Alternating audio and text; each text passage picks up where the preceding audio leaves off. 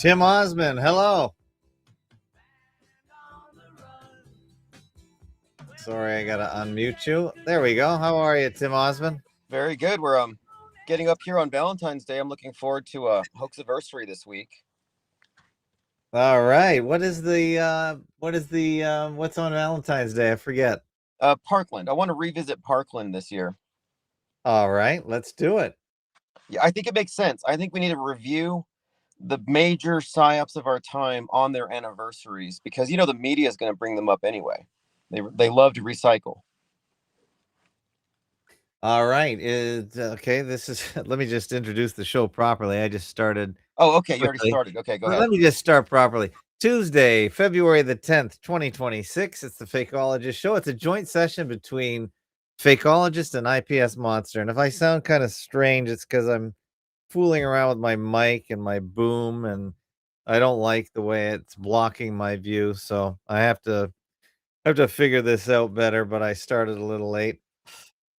So, So do you have a home studio? How do you set up? I mean, I thought you were in like a truck or something. no, I have a home studio. I'm not in the truck at night. I I'm a daytime trucker. Okay. I'm business hours. I'm not one of those over the road guys. So no, I have a home studio. Awesome. I always pictured you in a semi, like driving across Canada at night talking, but No. There's no way.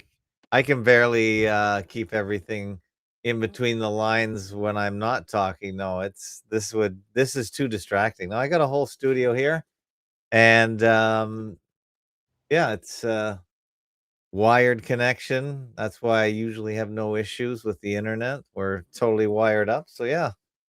well, hopefully I'll be there soon. That's one of the reasons why I'm getting an office space is I want to have a more formal studio setting. I Mhm. also want to do more video in the coming days because I think that's a major competitive advantage, and not having video is probably costing me in clicks. Not that I'm looking for clicks overall, but you have to somehow compete on some level in this environment. It's ridiculous. Yes. Yeah, well, for sure. I'm not trying to get any clicks. I'm just having a good time here. So we'll do go through your Twitter feed, I guess, or is there any other see, or do you want to just try and focus on Oh, let's start Parkland? on Twitter. I don't know if you know this, but YouTube took away the blue wrenches. No, you're more up to date on technology than I am, so go for it. What are blue wrenches and what happened?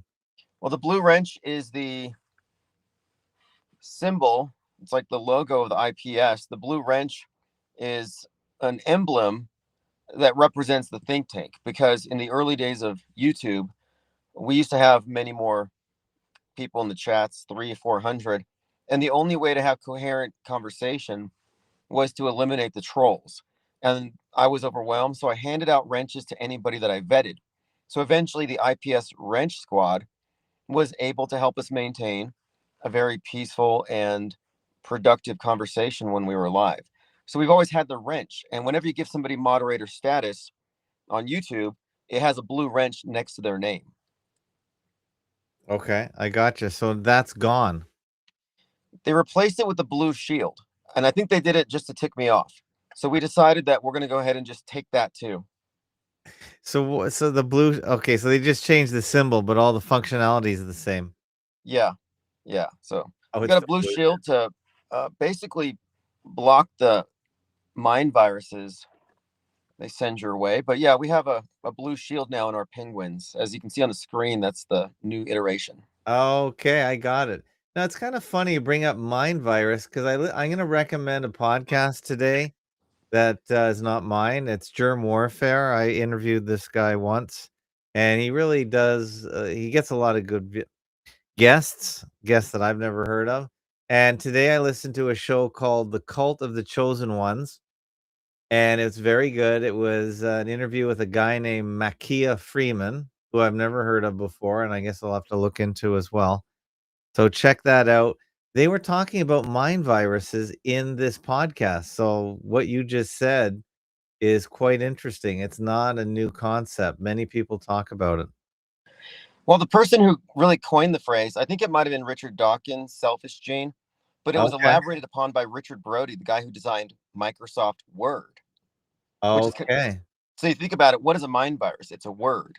And then you've got Bill Gates with Microsoft, and there's this kind of interesting correlation between thought crimes and the physical virus. And these have been like parallel developments in thinking, and that they have pretty much, I think, inculcated into us to make these associations. So like mind viruses aren't really a thing. I think it's a tool that allows the elite to justify censoring the masses. But at the same time, to the extent that people are very passive about the information they consume, there might as well be mind viruses because a lot of people are just passively catching ideas.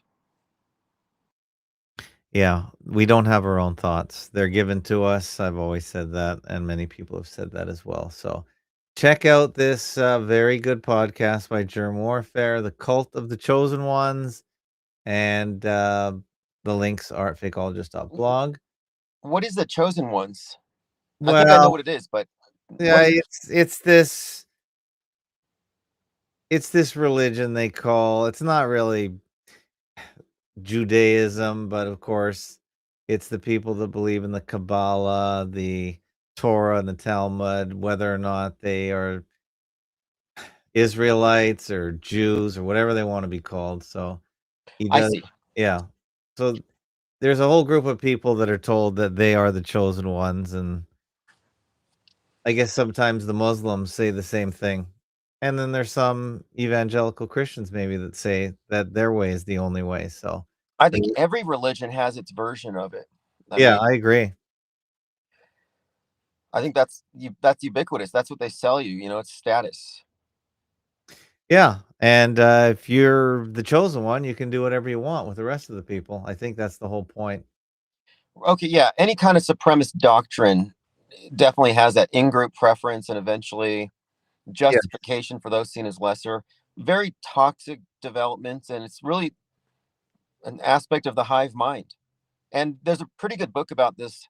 I think it's Howard Bloom. It's called The Lucifer Principle, and it's about groups and how the a group is like a superorganism, Yeah. and how these things actually evolve as separate entities, more or less, and that their primary goal is their own survival. And it's very psychopathic and, well, Yeah, for sure. And you gotta just basically get people thinking that they are the chosen people, and they'll do whatever they want or whatever whoever's running them wants them to do. So, yeah, I think that's the point. yeah. And have you been keeping up with? I mean, I'm so Epstein fatigued, but one of the things that keeps turning up from this Epstein thing, is that these people are like buying into a club, like all these celebrities, and we that's kind of what it looks like to me. This idea of if this stuff is true, the basic narrative is an elite class of people that are above any kind of accountability. Yeah, it seems like this Epstein is a catch-all for anything and everything they want to, explain. They said Epstein invented Bitcoin, so it's just getting more and more ridiculous, more and more reaching for just about anything controversial. The main takeaway for me is simply that there's a direct link now between Jeffrey Epstein's email communications and some guy named Moot, the guy who started 4chan's Oh, right, poll thread. that's So right. I'm like, wait a minute, are you telling me that ground zero for Groypers, for Q, for the woke right figureheads, they all got their start there in 4chan? You're telling me that was started by Epstein? That's where QAnon started. I mean, so it Yeah, just it's seems all like a closed circle. I'm like, what the hell? yeah, it's all QAnon BS. Yeah, I think Epstein is sort of QAnon 2.0 maybe. Well, now they're really selling it to the left to go after Trump and the right, and they've replaced Mossad controlling Epstein with Putin and the KGB. Mhm. Yeah, it gets back to who are they and who's doing it, so that's where that podcast might be, informative. I'm gonna try and get that guy on my show if I can. Calling all show bookers, if you wanna book this guy on my show, if you can get a hold of him, that's fine, otherwise, I'm gonna try and reach out to him, but I always like people that sort of try and figure out who's in charge, who's doing it, what's the cult all about? Is Trump in the cult? Because obviously everyone talks about Trump these days. So Okay, there's no way Trump's not in the cult. yeah, There's I no way that agree. he's not part of the PSYOP entertainment complex, based solely upon the fact that his every action on the world stage is correlated with the predictive programming. I mean, predictive programming is an indicator that what you're seeing is fake, and this includes people. And he's one of the most meta-scripted characters on the world stage. So there's no way he's separate and organic and independent. No, he's part of the machine. Oh, absolutely. And when I watch this video from Mr. E, I don't know if you follow Mr. E. He's a regular on my show. When I see these creatures that are so cool, the Trump clan, when you see these people, they're so odd looking, they're so strange, and yeah, they're definitely in a they're in a cult. There's definitely something extra. I don't want to use the word extraterrestrial, but they are very odd people. Whether you call them the Adams family, the odd family, there's something off about just about each and every one of them. So, who are they? What are they here for? Who do they represent? That kind of thing. Yeah, that's hard to deny. I mean, Just look at these people. Do these look like anyone in real life? I mean, Trump himself is a super oddity in you my know mind. what he is? We've been so conditioned. We've just been normal. We've been habituated to him. But no, no, I remember as a kid thinking that guy's hair is ridiculous. What the I never thought he was a serious character. And now he's the most serious character in the world. I'm like, this is a clown show. Yeah, I think it is. I definitely think it is. Yeah, he is definitely a part of it, as you said. He's definitely part of the system. Well, he's deep in it because he faked an assassination attempt in Butler, which required his own conscious participation. Fight, fight, fight with the ketchup on his cheek. He is so deep in it. He's deeper than a crisis actor. He's like a lead crisis actor. Oh yeah, yeah, I agree. That alone definitely indicates what you just said. He's definitely part of the club. That's such a almost a forgotten thing though, isn't it? The whole phony assassination. It was just a footnote in history. It wasn't really given it wasn't really given a really prominent place in the history of Trump. I know it was actually remarkable how they downplayed it and how his hair it didn't hit like Charlie Kirk's death. And I think it was just because of poor special effects. I think maybe if he had bled out and then we don't see him for a week, that would have been huge. Yeah, exactly. He should have been down for a little longer. That would have helped if he was if he just kept his mouth shut for 2 weeks It was or underwhelming. I mean, yeah, that's I'm throwing true. popcorn at the screen because we were expecting a big thing like out of Megalopolis, where Caesar Catalina, who's based on Trump, Yeah. gets shot on the right side of the face, and it takes him like a week to come back. All right, why don't we go through some of your tweets because they're always really interesting. Again, unless you want to talk about Parkland, whatever you want to No, do. we'll do Parkland. We'll wait till next week. Okay. All right, so what do we have here? You retweeted Kurt Cobain's death was a homicide as shocking new private forensic findings question the suicide ruling. And this is again out of London, the Daily Mail. So do we even have to pay attention to this? No, it's just No, okay. clickbait, and I don't know. I'm still open to the idea that he's Rivers Cuomo. Oh, okay. Yeah, And you know what? Rick mhm. Rubin and Rivers Cuomo joked about that during an interview, which makes me think even more that it's the case. I don't even know who Rivers Cuomo is, so I don't even know who we're talking about. It's basically this band that they have a more kind of nerdy appearance, but it's basically the contention here is that Nirvana went from, or Cobain went from Nirvana to this other group and different sound, but same person, and that he faked his death, 27 Club. Of Right. course, I mean, I don't know, it's just conjecture, but there are some compelling videos. And what do you think the purposes of all these death fakers, whether it be Jim Morrison, and Amy Winehouse, Kurt Cobain? It's a long list. The only ones I find plausible, and this would include maybe even WWF, is that if they're in some kind of a contract and Mhm. it's part of the story arc, and they don't want this icon they create to age in front of the public or have some horrible scandal, so they give it a pristine send off. I mean, that's the only way it would make sense to me. I think a lot of the death fakers in the rap industry are plausible because it's so lucrative. I think Charlie Kirk's book probably sold more because it was released after his death. So I think it's just good marketing strategy. Yeah, okay, yeah, I agree with that. That sounds good. But I don't Remington. think it's a facet. Like I don't think it's a like we have death fakers. They're Mhm. called crisis actors, Right. atrocity propaganda. But the idea of celebrities coming back in a new disguise has been floating around for years, like Elvis coming back. But a lot of that is likely noise to cover up real aspects to the fakery. So I'm very cautious about that stuff. Alright, next is you tweeted something in Spanish, I guess, about the Super Bowl? Yeah, we kind of looked into the symbolism and stuff. It was, you know, typical though, complete controlled outrage. They manufacture outrage for the right wing, overhype it. I was really not super overwhelmed by it, but you do find the undeniable elements of pagan occult ceremony encoded into the Super Bowl halftime show. This one had symbolism with three crosses made out of power poles, and then they had electricity going off, like they had blackout symbolism. And the Okay. last time we had blackout symbolism at a Super Bowl was 2013 Super Bowl 47 when it went dark for 33 minutes. Okay, did you watch the event? I definitely did not. I watched the first half just to visit with relatives, and then I got bored and I left, and then I watched the halftime show later. And one other element they had that you could probably connect to paganism or the Great Rite is you did have Lady Gaga singing a song with him with Bad Bunny, and she's wearing this flower called Maga, which means witch.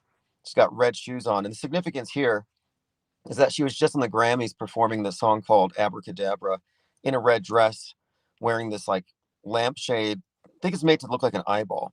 But the point of it is, that song is like it's the song of it's the name or the word of the new Aeon, according to Aleister Crowley, and the book they base their whole occult religion around. And the song itself is about their high priestess who dresses in red.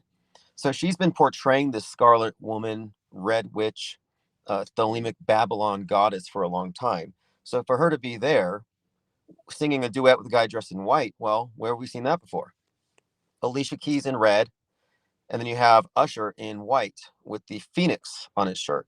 And so in their system of symbolism, phoenix and Christ are somewhat synonymous. Mhm. And the white it represents the Christ, and the red is um, it's Babylon and the Beast. It's this idea of Christ and Magdalene. So their whole occult uh, religion has been encoded into multiple consecutive Super Bowl halftime shows, and this is just an ongoing thing. So it's just not surprising that they still fulfill those requirements. And they even had inexplicably like a wedding, a real wedding at the halftime show, Right. and the symbolism of the god and goddess is described also as a wedding, alchemical wedding. So anyway, I'm just saying more occultism for the masses. And you brought up mind viruses. Yeah. I was talking about this earlier today. The theory behind a lot of magic when it comes to like sigils and Yeah. these symbols is that a person doesn't necessarily have to be cognizant of its meaning in order to activate it, to be engaged with it. And so if these things are just passively put out there in theatrical form, in the colors, in the words, the public doesn't have to know what they're consuming for it to involve them. And by involving, I mean they become amplifiers and repeaters and spreaders of whatever is contained in that particular occult ritual or ceremony. So yeah, I think the Super Bowl thing is basically a pagan rite. Yeah. Do you really think, they said it had 140 million viewers. Do you think that's real, or is that just more propaganda? Because do you think that many people watch it? Is it still big in the US? I know it's big here, and Canadians are supposed to hate the US, so it's just It's like a so holiday here. It yeah, really is. I would say, I mean, I find it hard to believe that 5 million people looked at Kid Rock, but I everywhere I went, and I was driving around, Okay. Everybody was in their homes. It was like a holiday. That's how they treat it. All the businesses, everything is geared towards Super Bowl. Okay. So you do think it's a possibility that everyone is watching? That a third of Half, us, yeah. half of America. Yeah, I mean, you think about it, I think it makes sense. Half of America, because the spouse is going to make the other spouse watch it, and then all your friends are watching it. It's bigger than nearly any other holiday. Okay. So that's a real thing. Okay. So in other words, it's big enough that they're going to put all their messages into it. That's the reason I focus on it. I think if anything is going to have a direct portal to the consensus, it's going to be the Super Bowl. It's like a 9/11 scale event. I mean, everybody's looking at it, everybody's synchronized. Hmm. People are betting money on it. They're Yeah. gorging on food, they're getting drunk. And it also corresponds with a very significant pagan holiday, which is halfway between the winter and summer solstice. Christians call it Candlemas. The Gaelic Imbolc means in milk, I think. It's about the weaning of the sun god and the first appearance of green. And so the green field is highly symbolic in and of itself. One person that researched the matter suggested that Janet Jackson's infamous wardrobe malfunction Oh, right. exposed a sun on a sun piercing on her breast. So anyway, the point of it is she represents the goddess Bridget. So this is a pagan event, and that when I say it's a holiday, yeah, it's no more, no less a holiday than any other national holiday based around the sun. Hmm. Okay. Let's keep going. Here we go. In an astonishing coincidence, after hearing Savannah Guthrie's, or Guthrie, whatever her name is, televised plea to the abductors for her mom Nancy's safe return, a partial quote, which was directly from the movie Silence of the Lambs, I discovered through Grok that the recent abduction occurred exactly 35 years to the day as the movie's limited premiere release in Century City on February 1st, 1991. What are the odds? Okay, so this is the thing. The reason why Silence of the Lambs is in the news right now Hmm. is that Savannah appeals to the kidnapper not to hurt her mother, and line for line, it's right out of the mother in Silence of the Lambs asking for Buffalo Bill to let the girl go. So Wow. it's word for word. Then you find out it's the same date 35 years later. And then, weirdly enough, one of the Patriots showed up to the Super Bowl in a Hannibal Lecter mask. Wow. So they're bringing that back, promoting that. Yeah, I don't know exactly what it means, but it's part of the picture right now. And as always, they're not coincidences. They're all done on purpose. Yeah, and one other point, because I brought up Abracadabra, Thelema, the New Age cult, and all that. Well, their ritual is built around, or it centers around their Baphomet totem, which is this hermaphroditic, chimeric thing. It's man, goat, angel, but Mhm. then it has it's both sexes, and Androgyny, yeah. Mhm. so that's kind of yeah. So I'm like, okay, well, interestingly, the Super Bowl Sunday was actually the birthday of the creator of the Baphomet, a man named Levy, and it's Levi's Stadium. And somebody pointed out, and this is just bizarre stuff, but the 33-year-old Patriot logo, they call it the Flying Elvis, Right, I've just seen that. happens to look like a side view of Baphomet's head with the Yeah, two horns. we talked about that. Yeah. Yeah, so I'm looking at this Baphomet thing. So then the singer, the singer Bad Bunny, I thought, okay, there might be some androgyny symbolism here because he frequently performs also in a dress. But then I just saw this tweet where there, and I probably tweeted it. There's a tattoo in the middle of his chest with this figure that has two heads, a male and a female head, and the female head is has the crescent moon like horns. Wow, did you retweet that? I think I did. It's probably going around, but if we are connecting this, as I have been, with establishment pagan ceremonies, they're consistently showing the same symbolism, event after event. It's like lunar, it's like goddess stuff. And the red and the white has been a consistent feature. All right, maybe we'll find it as we keep scrolling. Okay, you retweeted this one. The supernatural is real. Levitation, reincarnation, near-death experiences, remote viewing. What do For you some think? reason, that's going around a lot. I'm finding a lot of stuff about uh, remote viewing and the like. But I listened to this one in particular because he was just describing the concept of Satan and how it's mostly literary and tradition, and a lot of the concepts are extra biblical. And I think it's important to keep in mind that the concept the public has of things are often very distorted, and the sources are often like way off. So I'm just like, okay, why are we overreacting to these things? They've oversimplified the stuff to where the public thinks the elite are satanic. It's like, I'm sorry, but it's more complex.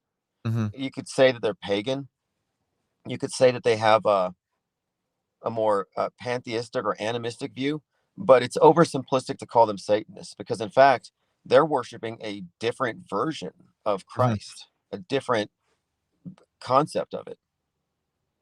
So you list. This is an hour and a half. This is worth listening to. I would check out certain parts of it. I thought the part about the origin of Satan was good because there's just too many misconceptions. And I think if you're looking for Satanists or looking at it in that simplistic view, you could easily fall prey to things like Pizzagate or these made for TV pop. I mean, these conspiracy theories are so popular now. Everybody's talking about Epstein that I know. I'm like, wow, it's like 10 years old. They're finally talking about it, and nothing's really changed. So it's just this overly simplistic narrative, and it's not new. Okay, I'll download this one then. I've never heard of this guy. This guy is who? Let's see. Allison? Dale Allison? Yeah, it's an interesting talk anyway. I'm usually not super into paranormal, Mm-hmm. but lately I've been taking an interest in the area of ESP specifically because I think that there's a faculty of the mind we call intuition that is excluded and contradicted by a lot of our programming to make us, I think, more susceptible to propaganda. So we don't see through things or we don't trust our own innate doubt when it's valid. And so I think that it's an important concept. So I've been looking into these ideas quite a lot because, yeah, it seems like a very intuitive person would be hard to bullshit with CGI fakery or grinning crisis actors versus people who don't trust their own sense of things and just go with what they're told. Yeah. Scott Adams was allegedly a hypnotist, and he died. He certainly didn't look very well. So I don't know if you ever followed Scott Adams. Creator of Dilbert. Yeah, I used to watch that cartoon. Yeah, I was actually surprised. I saw that Scott Adams, somebody has turned an AI Scott Adams into a new Twitter account where he's doing an AI generated podcast in the morning. Oh, really? Oh, I'm like, wow. it's like a posthumous podcast. It might be the first one. Is that right? That's on Twitter? Yeah, I've seen it. And I was like, it's kind of creepy. And they did it with Charlie Kirk, where after Kirk died, he was giving sermons at these evangelical churches. And it's just AI generated stuff where he's just like, I'm in heaven, guys. It's like a promotion. I'm like, what the hell? Okay. There it is. AI coffee with Scott Adams. Are you kidding me? Yeah. Well, wait a sec. It says here. So this is. Oh, I see. It is a real episode. Okay, this is the real Scott Adams. Okay, and here's AI Scott Adams. Let me just see. This is episode 16. Good morning, you dazzling coalition of sharp-eyed skeptics and dawn-patrolling idea warriors. Except for YouTube, of course. They're still licking their wounds somewhere deep I think the inside. guy needs to fix his audio setup because it's a little echoey. Whoever set this up. Well, it's because he's a ghost. It's probably the ghost reverb. Okay. Well, it's a half an hour. Let me see this one. Good morning, you brilliant assembly of truth-seeking contrarians and caffeine-fueled contrarians. Wow, that's actually really interesting. Yeah, it kind of is. I have mixed feelings about it. I don't know what he would think about it. I mean, imagine if you you die and you transcend, and then you no longer have the same political opinions that you had on Earth. You're divisive, partisan views, and now you're like, wow, that's my legacy. I'm still down there. Oh, I see. It was mainly on YouTube and then it got deleted. Okay, so here we go. So this one is okay, let's just see if it's gone. Yeah, the channel's gone. Okay, I gotcha. But to my knowledge, this is the first posthumous podcast. So then he started putting it on Twitter. I see what happened. Good morning, everybody, and welcome to a brief pause inside modern civilization.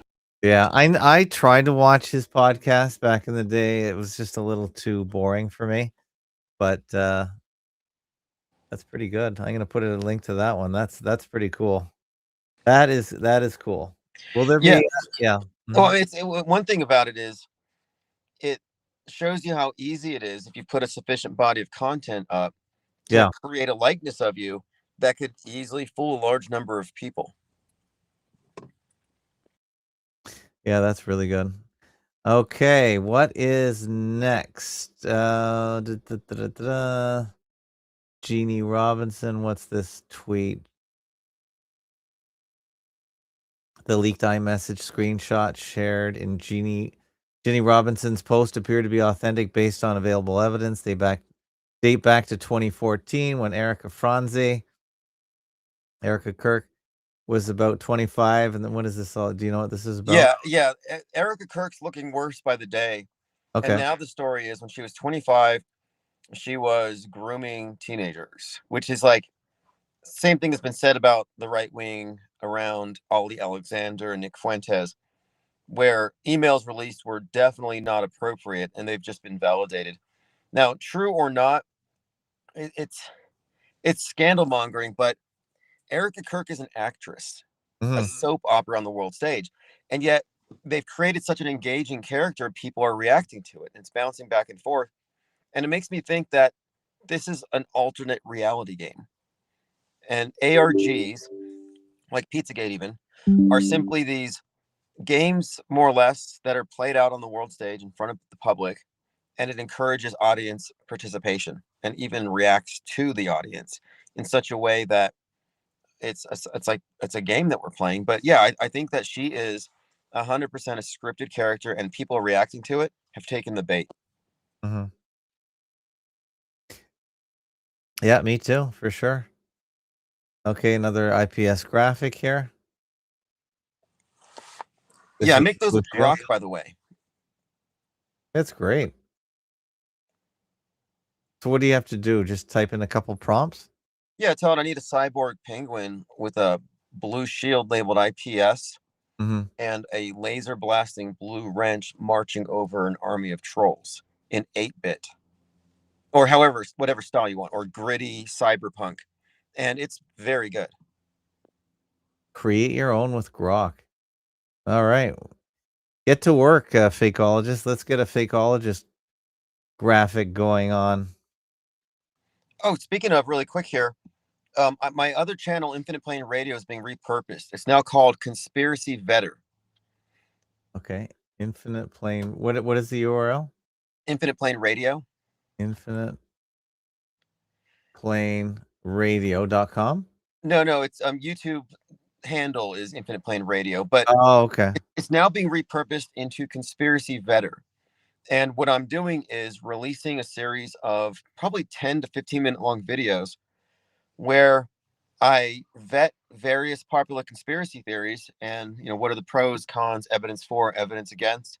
And I want to do this for quality control purposes because sometimes I hear claims that have already been debunked that just need to be put to rest.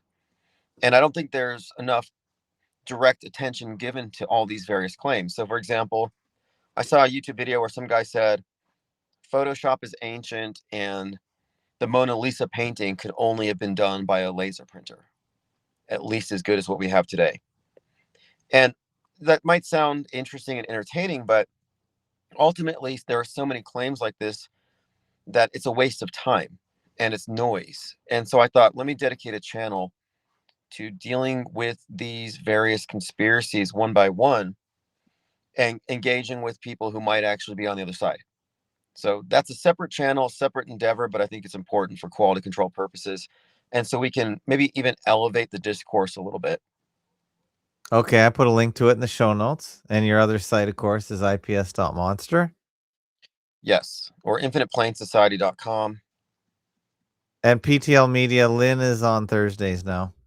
We just moved the schedule around to accommodate various co-hosts. So that happens from time to time. People have different schedules. We want to get everyone on. Oh, one more thing, conspiracy vetter. So if you want to understand what my objective is, think Yeah. Snopes, Snow. or but Snopes from an off-world stage perspective. Snopes, if Snopes didn't believe the mainstream version instead of just disbelieving conspiracies. So it's kind of that as a concept, and I think it's very useful as a research tool. You don't have to agree, but you have to at least acknowledge, hey, these are the best. I will steel man the arguments or the conspiracy theories that I'm refuting. Okay, let's get back to the stupid bowl here. So this guy is wearing some kind of, what is that, an internal mask, but it looks like He's the handcuffed. He's wearing a Hannibal Lecter mask. So I'm thinking he took Savannah Guthrie's mother. But that's your Silence of the Lambs tie-in. oh right, yeah. Makes no sense, but there it is. Oh right, and you did the tweet there. I think well, you got some engagement, 420 views. That's pretty good. Okay, now you're talking about Elvis, who I do spend a lot of time watching and listening to Elvis. So, occult Elvis, was Presley a telepathic demigod who could heal the sick and change the weather? I don't think so, but he had some good music. Yeah, there was some stuff about his so-called New Age interests, and he believed he had the power of two souls. I heard these various claims, but I really am not inclined to believe anything about Elvis unless it's like I have one of his biographies. I have a bio about him, Okay. and I didn't get through all of it, but it almost seemed like a hit piece, so I kind of got tired of it. Yeah. Yeah. Okay. Yeah. There's always something about Elvis. Okay. Another one in Spanish. Is Twitter gone Spanish? It translates. Usually with Grok, it'll translate anything. I only noticed that one because the first field goal was 33 yards. Mm-hmm. Okay. I heard it was a boring game. Yeah, I think it was as well. I'm only looking at it like I'm watching the people watch it. It's like, what are they being programmed with? And so, yeah, again, it had blackout symbolism in the middle of the game. I mean, so that's kind of interesting. And then also it's Seattle, and a lot of the blackout related predictive programming ties back to Seattle. In fact, Wicked Part 1 ends with the Emerald City getting EMP'd, and the Mhm. Emerald City is code for Seattle, and the Witch is code for Antifa. So it's full of the same predictive programming that the movies are, in addition to the weird occult stuff. Yeah, Seattle has some emerald on their jerseys. Definitely fluorescent green anyway. Interesting coloring. Okay, Elon Musk. What's he talking about? Oh, Elon Musk is lowering your expectations. You're not going to Mars. Instead, he's going to focus on moon bases. Oh boy. It's like when you go get a car or something and they show you this model, you're going to get it. And then you're like, oh, we can't approve you. It's like, what a letdown. Like you're walking away with a lemon. Like we wanted Mars. Now we got to stick with the moon. Like right there. Mm-hmm. Yeah, okay. That'll never happen. Or the simulation will never happen. Yeah, well, maybe if he wasn't so focused on politics. Like I've been wondering too, and I even asked him this on Twitter, but he doesn't respond to me. Mm-hmm. I was like, are you going to have borders on Mars? Because he's all about, borders and nationalism and anti-immigrant, but how are you going to do Mars? What, is it going to be multiracial? Is it going to be a repeat of Earth? Are we going to have divided in the same ways? Like, how is that going to work? And I think that's part of the thought experiment. I think the whole point of the space program, since it's not literal space travel, is utopianism and selling us on a vision for a one world. And I think that's kind of where it's going. Like, let's sell them on this as the way to do it. and then convince us that this is how it should be done on Earth. Right, yeah. Space communism. What else? Let's see here.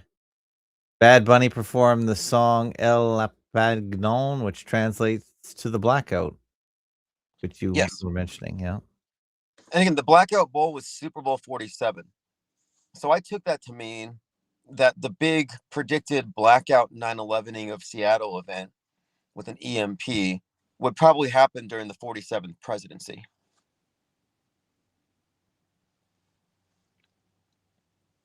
Okay, well, we're getting a few caller inners. You want to take some calls? Yeah, by all means. By all means. Okay, here we go. Hold Lots of time, calls. 2 minutes, 37 seconds. All right, caller inner. Where are you calling from? What's your name? Go ahead, caller inner. Okay, I think caller inner. Try caller inner going once. Come on, caller inner. I know you're listening to the radio. You got to turn down your radio. Caller inner, go ahead. Hello. Hello, caller inner. Okay, that didn't work. I think it was John the Beggar. Let's try this caller inner. Hold time, 54. It sounded like AI. Caller inner, where are you calling from and what's your name? Willard from Florida. Hey, Willard from Florida. How you doing? All right.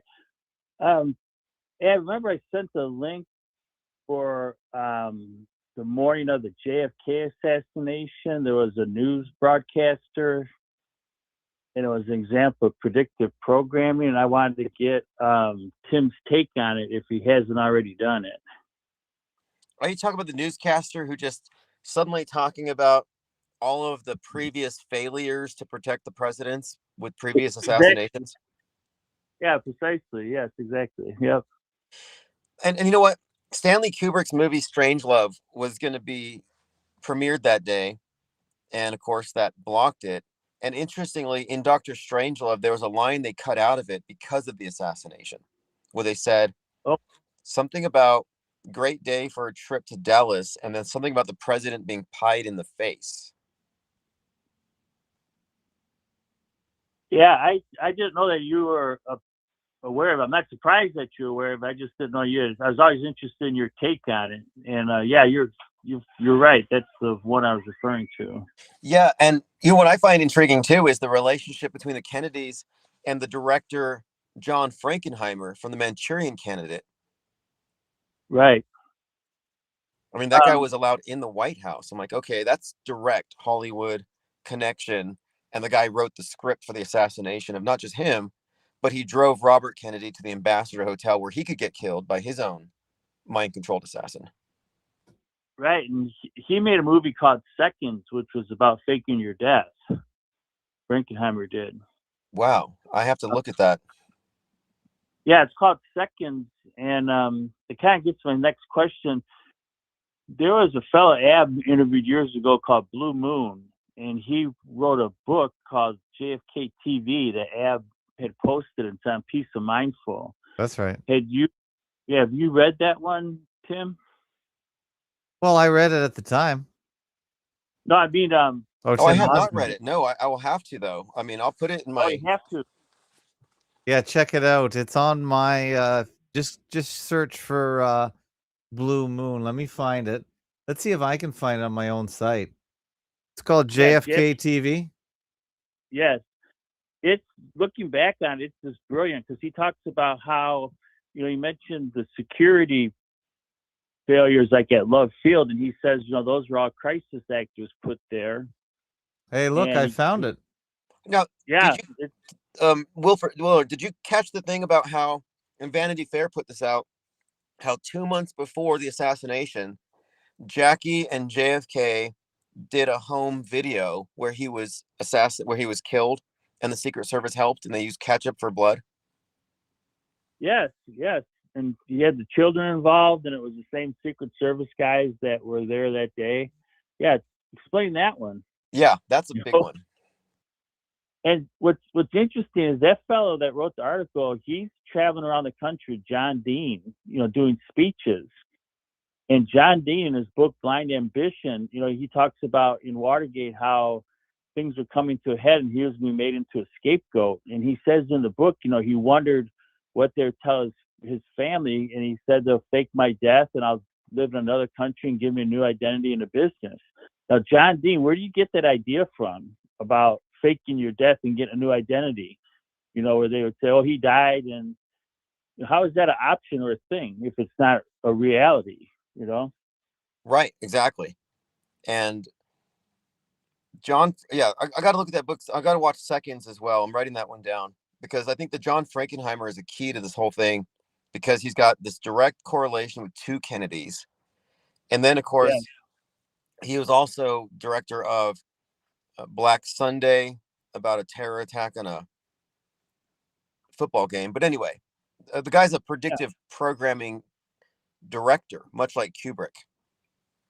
Yes, exactly. He's just exactly what you described. I think he made a movie called 7 Days in May, which was about a coup d'etat. So that provides a rabbit trail for people to go down. And with these connections that you mentioned, I mentioned this the other night with Polanski and Manson and all that, it just shows you these guys are part of an intelligence operation. That's why these connections are there, these coincidences, they're just players out doing a job, a small group of people that are performing according to directions given them. Yes. Yeah, there's a common thread. And this also shows that this is a built-in aspect of media where our history is manufactured through these events. Yeah, I think that's the most important aspect of your work, what you just said. Showing how this concurrent programming, game programming, you call it, government, academia, media, entertainment, and the arts. And I think with JFK TV, that book, you could do a whole live show with it, just reading it and having your penguins call in, whatever you call your fans. I'm not trying to be insulting. Yeah, no, that's a good idea. I actually plan to create a library when I get into my new office space. We'll have an IPS library where all the books that are considered required reading will be stocked. And some of them, if they're public domain, I'll republish under IPS, like Edward Bernays' books, for example. Those are all public domain. This is the first top classic. I mean, you start reading, it's just a treasure trove every page. Blue Moon did a brilliant job. And anyone that comes to the Fakeologist site, it's like required reading. It's just brilliantly done, I thought. Yeah, I put a link to it in the show notes, Willard. Thank you so much for giving us a heads up on that. I appreciate it. You're welcome.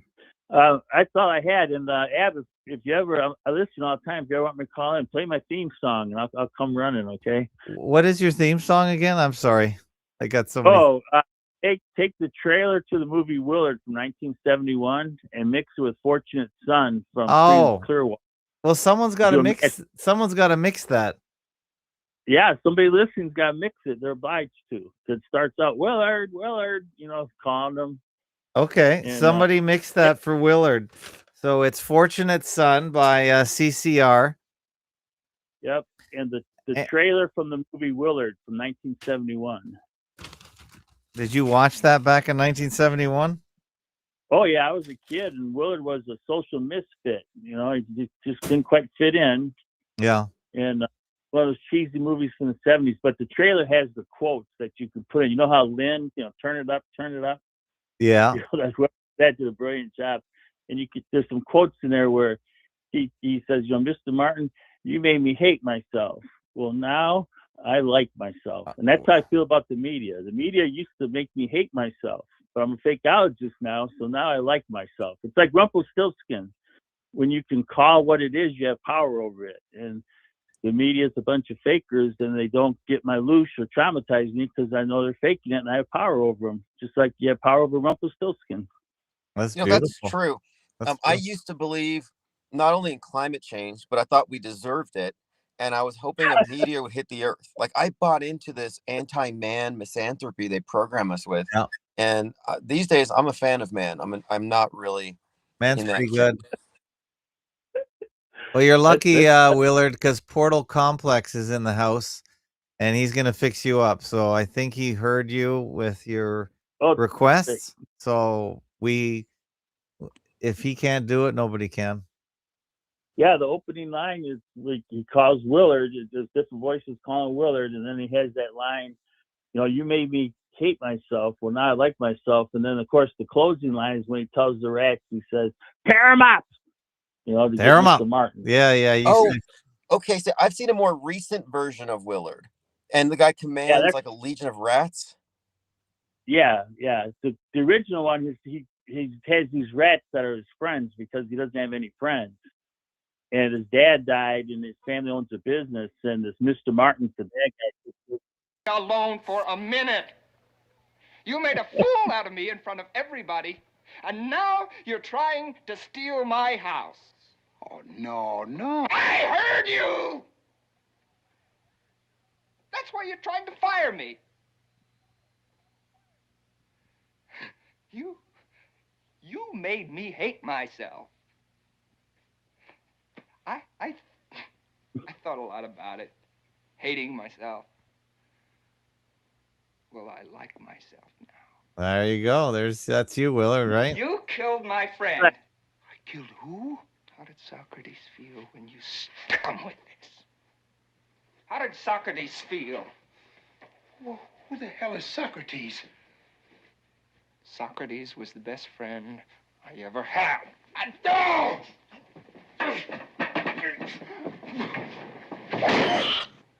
I'm sorry, but AI will never be this good.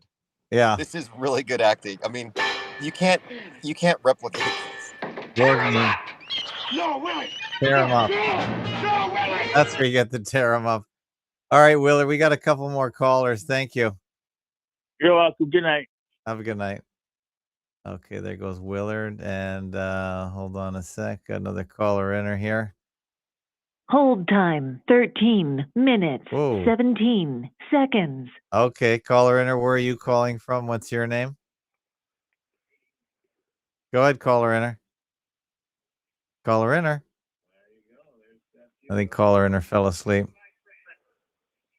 I'm going to do an AI version of that Willard scene, but I'm going to change the rats to penguins. Tear them up. Oh, nice. You like that, huh? Yeah. That was very good. Yeah, Willard's been around since the Hoaxbusters day. And or Hoaxbusters call with Chris Kendall. We all used to listen to it at least 5-10 years ago. So that was pretty cool. All right, where are we? Maybe one or two more, and then we'll wrap it up. We're at 52 minutes here. I like to keep these shows to about an hour. Yeah, definitely. Definitely. Yeah, you got so much stuff here. We have another minute or so if we want to take another call. Okay. Well, we'll wait for a caller in or to call in. Let's see here. Marcel Ploger. Good night from the Netherlands. Thank you. And Portal Complex. Yeah. Actually, I think John the Beggar was on the line, but that was I had some settings that were wrong. I could hear him, but he couldn't hear me. So that's my fault. Here we go.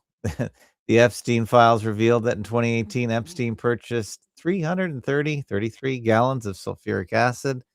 This is just QAnon on steroids. Isn't it? Yeah, it's a repeat. But there's also now they've managed to link it up with their own Pizzagate. Now it's jerky is code for kids. It's being promulgated by all the same people. And then Andrew Tate comes out today and he's like, if nothing happens, then the whole system's rigged. So it's very demoralizing because it's essentially saying you people have no power. They're going to do this regardless. But people just take for granted that it's true.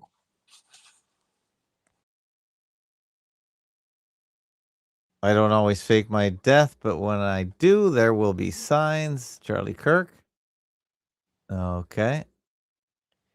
Now, yeah, that's when he was pinching his neck, and the guy asking him the question had a sniper shirt, a shirt that said sniper.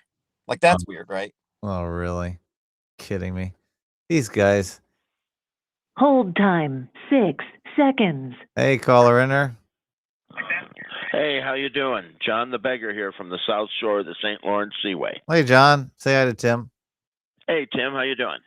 Hey, glad you can get through. Okay, I don't believe there were 140 million people watching the Super Bowl. I think there was only 133 million. Were you waiting this whole time to say that? No, I was just. What did people think of Bad Bunny? I think they Milli Vanilli'd him a lot because I heard him once on Saturday Night Live, and man, was he bad. I don't know much about him, but what do you know, Tim? I don't know very much about him either, but it's just the thing is he had an obvious anti-ice stance, as did Green Day. So they positioned the anti-ice performers with in order to antagonize the MAGAs. And I thought it was interesting how this guy was chosen to do this way before it really blew up in the Twin Cities. So to me, it just looks like contrived outrage. And the people who were mad at him and his lyrics didn't look too closely at Kid Rock's lyrics. So Yeah, trying to promote Kid Rock as being a religious man is just it's just beyond hilarious.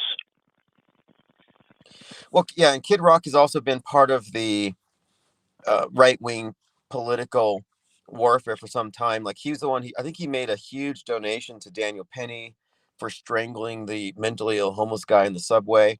So he's one of those politicos. He's connected to Trump, like Vanilla Ice. And it's interesting how, on the one hand, they're against rap and stuff, and they're against a lot of these artists, but then they're happy to take on Nicki Minaj, Mm-hmm. and then they'll accept white rappers. Yeah, I'm waiting for Vanilla Ice to come out and do a song and dance where they have ice out there, supposedly fighting a bunch of people. Well, they did. They actually had that performed at Mar-a-Lago, and Christian Nome was there dancing. And then you have Jake Lang, who was a J6er, driving to the Twin Cities in a U-Haul, blasting Ice Ice Baby and dropping bags of ice at the protesters. So this actually this is all fueling the culture war. And you look at these, like Jason Aldean put out a song that was anti-BLM, and he's friends with Candace Owens. So even these musicians that you see, like the actors, are operatives in the psychological warfare. Definitely, and I think Bad Bunny definitely was, because they really Milli Vanilli'd him, because he's really not that good. Nowhere near. Well, they say he was wearing a bulletproof vest because of racist haters or something. And they also they made the news because his 56 million subscriber Instagram account was deleted, supposedly over death threats. So this is all just political agenda, if you ask me. It's And drama, yeah. I also Yeah, thought it was kind of interesting, Seattle, versus New England Patriots. I thought, well, Seattle's kind of ground zero, Chazistan, Antifa versus the Patriots. So, and then you had Green Day, very much anti-ice. So it just seemed, and then the Lady Gaga, another propagandist for the left. So it just seemed to me the whole thing was mostly political, and it was planned in advance that this guy was going to do this, and it was going to incite this reaction. I mean, I'm unimpressed, but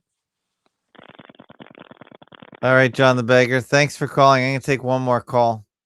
Okay, talk to you later, guys. Bye. Thank you. Hold time. Bad 1 Bunny is minute, trash. I know Spanish. The 35 lyrics are seconds. complete brain rot, according to JRGMT. Caller in, or where are you calling from? What's your name? Brian in Washington. Hey, Brian. Hey, to both you Tims. All right.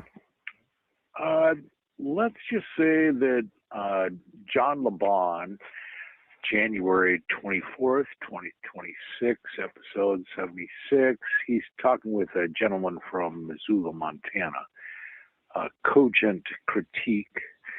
And somewhere in the middle of that interview, he mentions his crazy uncle Ab, who likes to utilize the technology to track and monitor his child's cell phone. This is, of course, of extreme interest to me. If I say, hey, Tim, they are placing these data centers that you promote and love in the middle of areas that don't have water, like Texas. And your response is, oh, but they're recycling the water. I think that's inaccurate. You are promoting a technology, and I think Tim Ozman is in the same bed of that promotion. we need to drop kick humans and replace them. How many podcasters are having conversations with computers live on air? It's day after day. My thought on this, and I will get off the line, if we had spare energy, and you have to produce energy, and I'm sure there's creating quite a bit of carbon. I love carbon. Whatever the term is of releasing CO2 through burning petroleum products known by our opponents as fossil fuels. We're producing all of this CO2 to make this energy, when in reality we could be utilizing this energy to remove from the septage, the effluent of humans, these PFAS that are currently making it through the septic treatment plant and being spread on farmers' fields. There is a HTC, hydrothermal carbonization, very similar to biochar, Tim. There is a technology that could remove, utilizing this, it's kind of like a pressure cooker, and we could have these facilities spread out over the landscape to turn what is currently a cycle of poison. You're eating and ingesting all of this unfortunate chemical PFAS, and it's going out through the septic system. We could turn that material into something that could indeed be fertilizing, much like the Amazonians did in the 1500s. They are mixing charcoal with human feces, but this is all just, not the most popular subject in the planet, because, nobody wants to talk about that. In the Pacific Northwest, in Puget Sound, where I live, everybody's blaming it on the loggers for this. They're killing the orcas, killer whales. No, it is this ridiculous flush it down the toilet, and when there's a high precipitation event, well, they're overloaded. They can't process all this effluent, and just open up the valves and dump it, toilet paper and all, into the water, and then we'll blame it on the loggers. Yeah. Hey, Brian, I know you like to go on, but do you have a question for Tim Ozman? And you said you were going to hang up for the answer. Sorry to cut you off. It's only 1 hour show. No, I understand. It's after an hour, and Tim, you believe that AI is going to surpass everybody, and we're all going to try and decide, do we want to go to the pool or the tennis court today? Because AI is going to do everything for all of us. And I just could not be more in disagreement with you. Nobody can do what Jen and I do every day. I don't care how many robots and drones and helicopters. Oh, look, the thing is this. It's not that AI is going to take over. Thank you, Brian. Thank you, Brian. It's people using AI that will have an advantage over those who don't. So ultimately, you're still against people. You're still going to be dominated by the same forces, but now they're going to be using AI. So AI isn't separate from its users. It doesn't exist independently. Okay. Well, and I put a note in the show notes about the Bonversations number 76 that he referenced. That's our friend JohnLeBon.com First hour is usually free, and it's a conversation. And he was just talking about me using Google Maps. And anyone that gives you permission, you can see where they are. And I have used that in the past. I still use it. Hey, don't worry. People worry about being tracked and stuff. It's like you realize we're in a zoo. Mhm. The zookeepers know where we are at all times. Like there's like you're never off the grid, and I think that's just how this thing works now. I mean, you can't really turn back on that. And it's weird. I'm getting a lot of advertisements for things that I'm thinking about these days. Like I'm literally not even searching them. Oh, you're not So even they're reading okay. our minds. So you don't actually say them out loud, No, I or think you're about not. them intently and I get ads right in the middle of a YouTube video. It's like breaks to an Wow. ad. I'm like, wow, Well, that ad could be I done. pay for YouTube, so I don't get in the middle of a video. But yeah, that we all agree that our phones have microphones, and they are recording our voices, and they read our email because people use Gmail. It was given to you for free, and people all by and large are using Gmail or Hotmail or whatever, or Outlook mail. So those are the big guys, and they read your emails. And the post office was formed at the very beginning of time so they could read your mail, so they could see what business and monkey business you were up to hundreds of years ago. So nothing is new under the sun. So yeah, that's interesting. I don't think Google's reading my mind yet, or Microsoft, but I guess it won't be soon enough, maybe. Honestly, it's a pleasant coincidence for me. So I'm like, wow, I didn't know that was available. Oh, I definitely need that. That's a good idea. And again, these are ideas I'm having throughout the Mhm. day. And so maybe I'm talking about them, or maybe Yeah. I indirectly search it and they're using predictive models. Oh, Oh people who yeah. search this will look for this. So I can see where they're arriving at this stuff where it might seem like, Arthur C. Clarke said, any sufficiently developed technology is indistinguishable from magic. I love So, that quote. That's a great quote. all right. Thanks All right. again. All right, Tim Osman. As always, tons of information, tons of great ideas. You come up with so many good retweets and ideas. Everyone should go to ips.monster and support Tim Osman, help him out, help him get back to starting an office again, get back to his regular shows. But in the meantime, we're happy to have you on every Tuesday for an hour and going through all your stuff. I find it really interesting.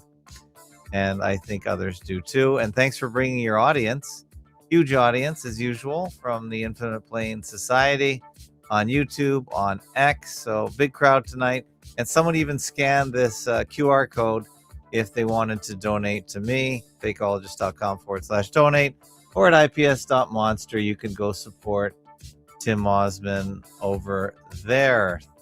And thanks for the callers. Thanks to the callers. Thanks to all the commenters.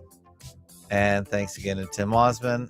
And we'll see you next time. Thanks, everybody.